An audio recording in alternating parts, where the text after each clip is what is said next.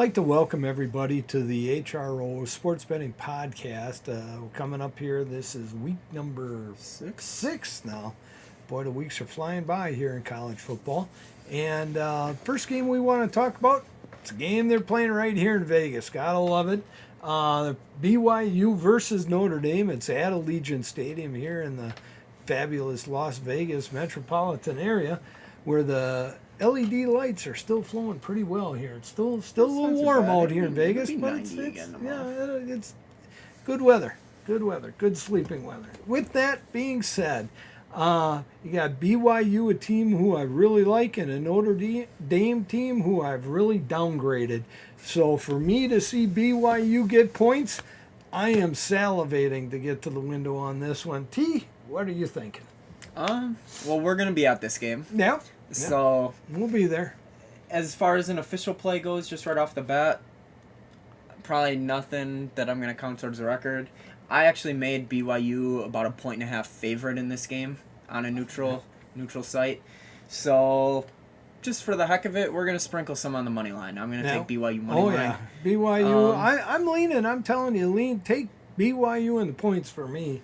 You don't make as much as you get on that money line for a straight out win. Just letting you know. Well, I would say if you're gonna bet the money line or not money line, the spread, I would hold off a little bit. It's gone from 3 up to 3.5. If that hits 4 and gets through that last key number there, or even to 4.5, depending on how much the Notre Dame fans get to town here to bet it. Yeah. Because it is here in Vegas. Those lines are going to be moved a little bit more by public money towards the end because all the fans are going to be traveling here. Very true. When people get into town, they're going to bet their team. Yep. So I agree. Seen it before. Yeah.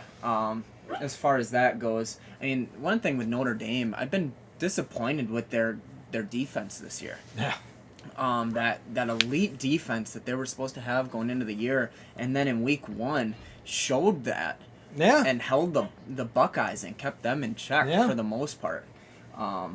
Giving up over 140 yards a game on the ground, giving up 355 yards a game total, giving up 24 points per game. Yeah. I mean, that's not where a quote-unquote elite defense should be, especially with some of the teams that they've played against. Now, if Ohio State would have hung 60 on them and those numbers were skewed, that'd be one thing. But holding Ohio State like they did, and then these numbers are still where they are, that was a little concerning. And then, their offense is just blah. Yeah. Is the best way that I can kind of describe Notre Dame's offense.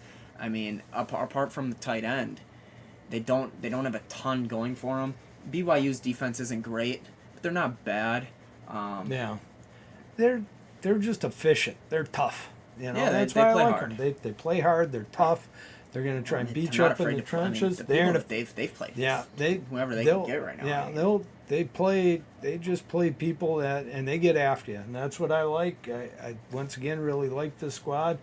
You take away that double overtime loss I want to say to Baylor. Yeah. Or overtime loss, I know for sure. And shoot, they're in a mix. I said, they keep playing people. They've played Baylor, they played Oregon, they got Notre Dame this week, then next week they got, or I forget if it's next week or if they got a bye in there, but their next game is Arkansas. Yeah. They're playing anybody and everybody that they can fill their schedule with, and credit to them for not shying away from Power 5 opponents. Yeah. So with that, we're looking at BYU, especially if they get up to -4.5. T now has me waiting a little bit longer till all you Notre Dame fans come into town here and start moving that line. So please get here soon and bring your money with you.